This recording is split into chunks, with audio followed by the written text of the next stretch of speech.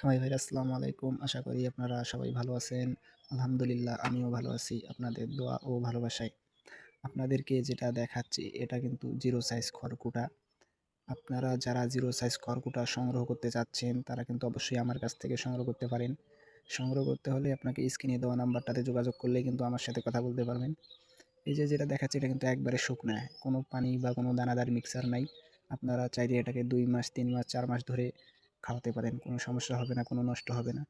এটা কিন্তু একবারে চিনি গুঁড়া জিরো সাইজের খড়কুটা। দেখতে পাচ্ছেন আমরা কিন্তু এটা বস্তা প্যাক করতেছি। এই বস্তার ভিতরে ৫০ কেজি করে ধরে। আপনারা চাইলে ৪০ কেজিও নিতে পারেন, আবার চাইলে ২৫ কেজি বস্তাও নিতে পারেন।